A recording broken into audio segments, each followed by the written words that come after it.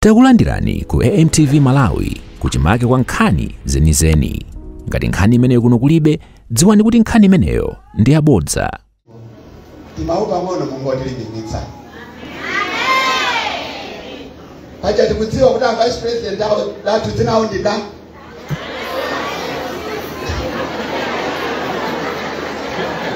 Eda mukana so kubwera babume ndinde mwini wake wabume ndi tukubwira nani. Ziko mukangiro wale mikete. Moni pingo. Ziko mukabiri abusa tunzi tinali nawo ku malamulo ndiwazi wabwino. Kumaso ndili apa ndinafunsa kuti afole wakodi akulalikirabe. Ndiye ananena kuti akulalikirabe. Mungu akulaliseni. Chifukwa ena mayamba bwino kusiriza audio. Mwana unyalapemphera kupemphero loti Ambuye matiyambisa bwino timalizenso bwino. It was a very short prayer. I'm not saying but that was very significant. Ine kunoko sikwa chilendo ambiri tikuziwana. Apela ndimafuna kuti tipeze mawu titakule kulefa timakulankhula na mmene tizibirana. Mayi Manyandimo apo ndalemekeza Mayi Manyandimo ali apo yachizenga ndi ambiri ndaona ali pano. Ena nthawi imeneyo ndili kuno anali Diana apa akula ndaona ali Diana anzawo ndikupata kuti ndiachule ndani monga mayi ali apawa ali ndi mayi ndani ndiye Mulungu wabwino nthawi zonse. Chimene ndifuna kukulimbikitsani nchonena kuti palibe chifukwa chosanyemezera Mulungu. There is no reason whatsoever that man can give us an excuse for not worshiping God. Palibe chifukwa chosomwe tizipembedza Mulungu mzimu ndi mzoonani. Pano pamene kuphunzitsa kotale kutokera kwa yachizenga kuphunzitsa kotale pano kaya kukakuta kuchilimba timawana kubera kuloko kapena distance yakauchimba.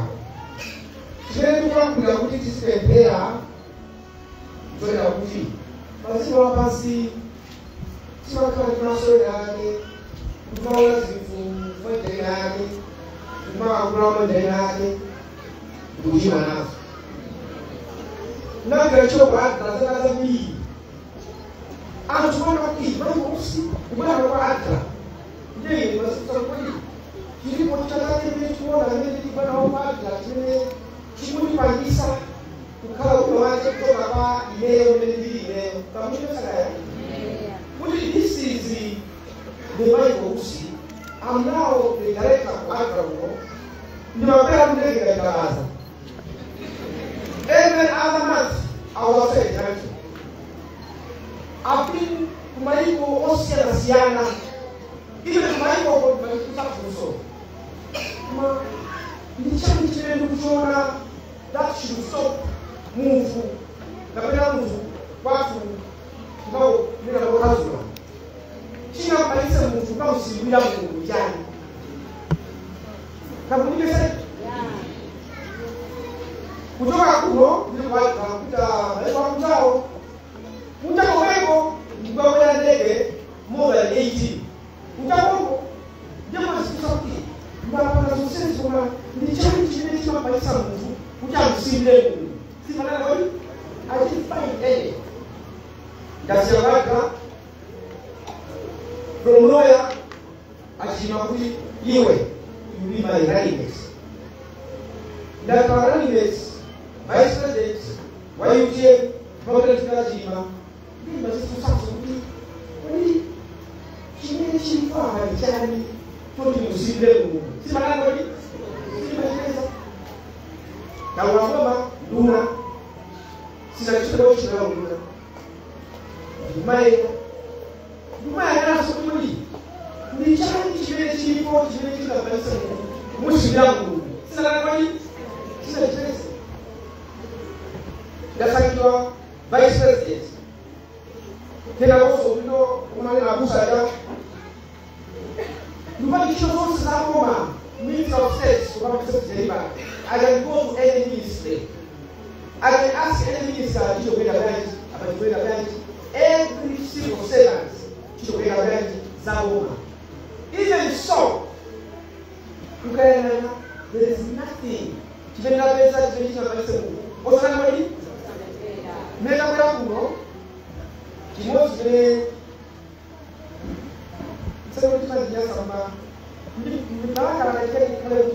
is not there. For many people, America, Kipom, John Kubakuyamuke, Asikaya, Sakita.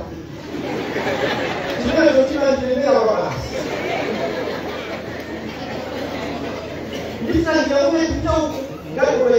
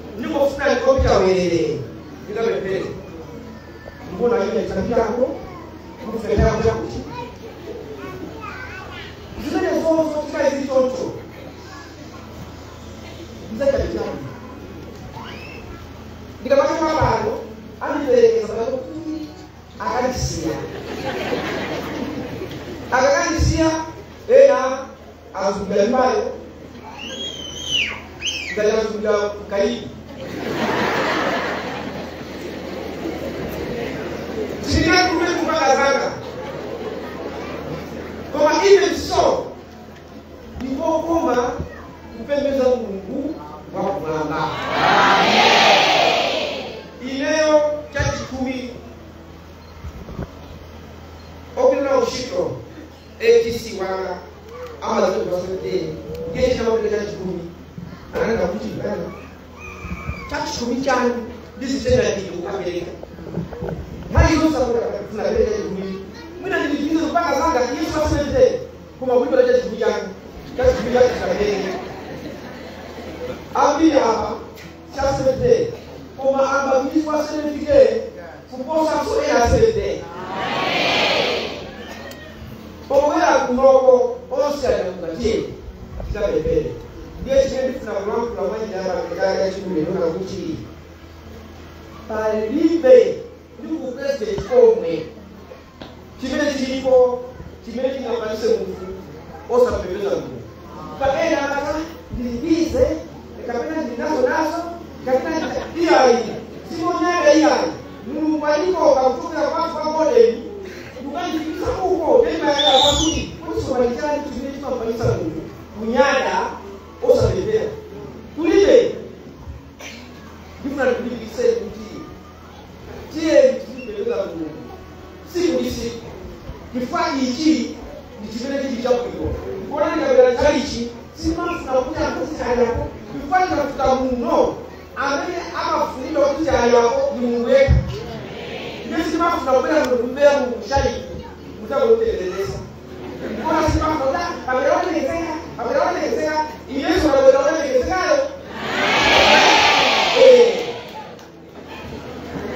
ndiye kaena bachachi asante bali kosa manga amjani kwa maeneo tumene ni makala zo mtima program mozi mkuruka mpaka kuti ibakondera program yake mama ni kwa wino sikora tendere hao osangirwa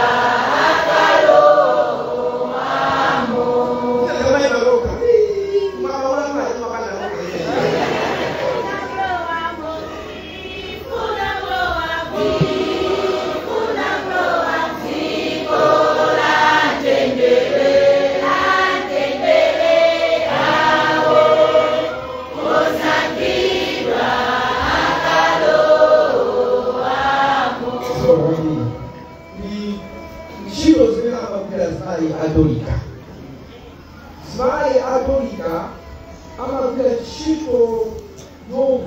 mayofunika ndiye ndiona kuti mkulu wa maya toka maloko kitabapita angona akunaikilani iliyana mkulu sika mkulu wa maina ndiyo naona mimi wakafasi na bayani teleza ni uwepo nini bando ni mazuwa uichi na yolo nika ilienda azalika kuliko se ama kala bize kuna bize kasana kala bize kula kilaika kakuna kuli sama lika ama kala bize kumano kali baloko dafurana bayanza ya kodi anolika Mungu ambaye nipeleze kumzimu yona nipalie kifupa tosa mpendeza Mungu ambaye abulaniseni mzungu wapi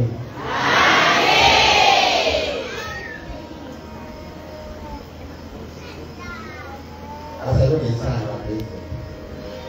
Kwa hiyo ninakuti mwaika mapando kufanya ulichi. Tutokoze chakula hapa. Ndio alisa. Kwa sababu kwa maana kitabu hiyo usaidizi kwa watu mbalimbali. Fale mambo yanawasa kwa mtu mwingine baba. Mandi arasa abe kutokoro kuno. Abepereni. Abepereni shulanu. Kwa sapepere mbele zikaya. Mbele makozo kuti mbele zikaya. Mozo tukuze. Kali mavugo ena mnaseke akamu dadawa walisanzo na interviews Silva Salata. Amen. Maeso Silva Salata ngoma. Vile na kuti vile zozo kitanazo. Ndiyo na uzo kupale kwa manda na Yesu Silva Salata. Ndiye na zilipela. Ndiye tena anga uzwe ngoma kutoka na Yesu Silva Salata. Oya imani Silva Salata. Dizimse. Ibaka hao ya mzee nzuri. Amen. Siku kama interviews Monday to Friday. Kwa sababu Friday asilamu always na also akaweza msiki. Siku wepera lokepera sikuti na lepera na imachito kibonyoti akapata na interviews. Ina msiku mwingine mbele yake kuenda aliso kwa mfuka. Ukwela kwazi tuite. Miteko ikwela Ada tunakuwa kwa binafsi. Kwa manufaa kusikilize kuti. Kuna kazi au mtu anapata kuti. Anzu ole ya 5 oka watatu. Ndipamanga zao kumpanga. Zitakuwa gani? Mambo kwela. Kuti zitozifika kuti zijime. Mfunda muwawe umanso ndiko kazi. Kusobola kuzimba kuti wakanifanyika mai wausi sikuti kuipa nzima kwa maana uzina uma mkwakula mtu mmozi kuti ambia lakini asalala ndio wasemete kwa filiboma ndio uzina ela nitu azina kulipa wabi ni fosemete when somebody is doing evil kuti afanye lazima kueleka pamene pajako you just punish the few.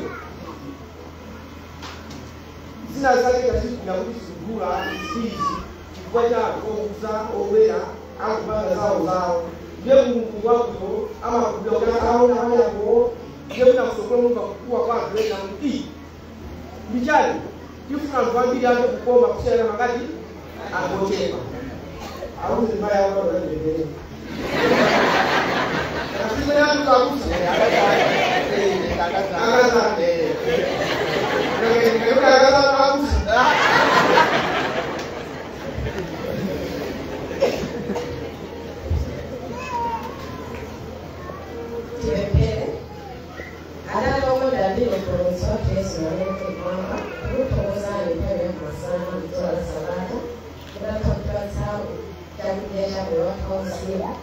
unarola pia ikuwa kipande na mtawi yangu baki mbilizo mpingo kutoka enda usi tutoza kufanya pesa na wao ile tutoza sio jada ya chukua shughuli zote ni wata ndio wanyengo ameni marola shida shida shida kwa yake tuliziwa kule naye kwa hilo ni nani hicho ni kachoka na kwa msafiri wao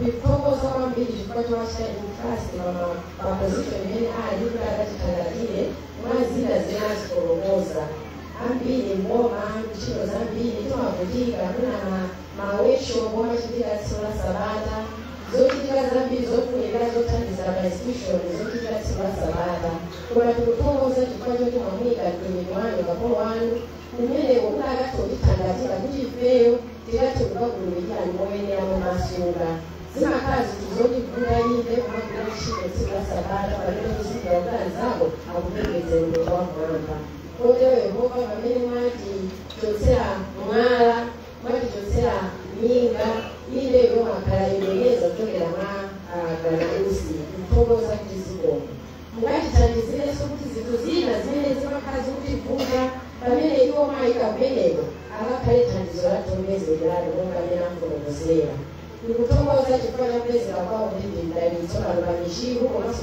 mpingo wonse wa michiru as a district pamene akubwerera Yehova mukatsogolere kufuna adayikise m'manja mwanu mwa njira yakadera monga atanenakale kuti masankha munthu ndi cholinga tikupempha kuti monga iwo mayika kumeneko akakhale nyali yowunikira anthu ena kuti akakudziwe ine kupyolera muzintchito zawo monga afotokoza kuti otsatira awo amene awalongola ngakhala amene akupita nawo ofesi imodzi ambiri akakuzitsatira kusonyeza kuti zina mwa izo akuziphunzira zonsezo ndilongosola lanu limene lomulayira ife singakutsutseni silingalankhule nanu kapena kukufunsani koma mumachita chilichonse pacholinga likalemekezeke dzina lanu mwanjira yapadera chifukwa chakudzipereka utumiki wa amayi umene akufuna atithangatire mwanjira ina Yehova mukadalitse mwanjira yapadera china chilichonse chimene atatithangatire kali uphungu kali nzeru tikudziwa amayi tili ndi ntchito chojambulitsa nyimbo patsogolo pathu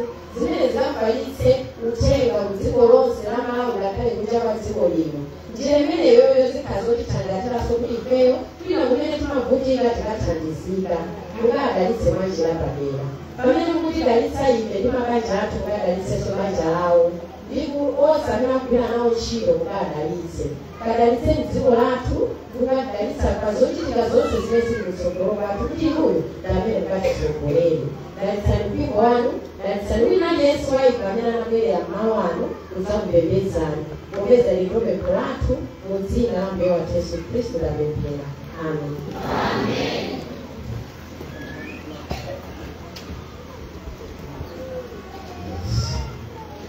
Monga mwamvera panopa kunyamuka iwo wayenera liphunzitso lawo akutangazaji pana besi kunena zambiri akuza likalo kane kuchira mwapa amen. Haleluya. Nekudikira kuti taperekeza alendo linako natikoni iko amaniko wamusoko